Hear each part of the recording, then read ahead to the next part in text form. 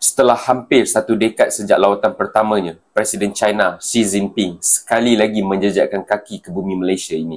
Lawatan rasmi ini hadir bukan dalam suasana biasa, tetapi di tengah pergolakan global. Perang dagang antara Amerika Syarikat dan China terus memuncak. Tarif demi tarif dikenakan, mencetuskan ketidaktentuan dalam pasaran dunia.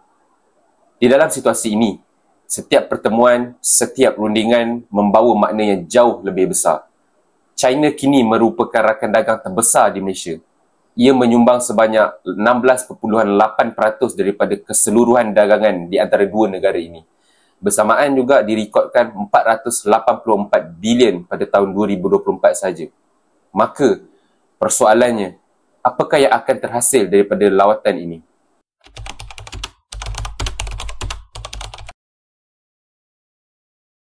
Dari lawatan bersejarah ini, sebanyak 31 perjanjian dan memorandum persefahaman MOU dimeterai antara kerajaan Malaysia dan juga kerajaan China. Perjanjian ini juga merangkumi pelbagai sektor penting seperti infrastruktur dan pelaburan teknologi, pendidikan tinggi dan latihan teknikal TVET, pelancongan dan pembangunan budaya, dan yang paling strategik sekali ialah kecerdasan buatan AI serta pembangunan industri automotif masa hadapan negara kita. Selain itu, China juga menyatakan kesediaan untuk meningkatkan kerjasama perdagangan di antara negara ASEAN dan mengiktiraf peranan Malaysia sebagai pemain utama rantau ini.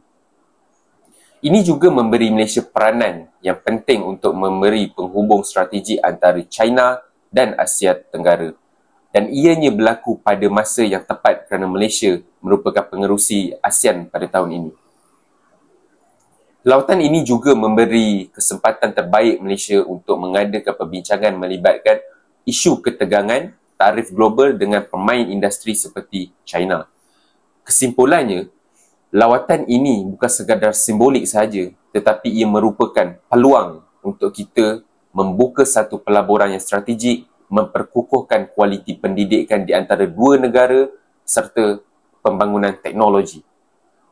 Ia juga dapat meletakkan negara kita ini, Malaysia, di tengah peta geopolitik pada abad yang ke-21.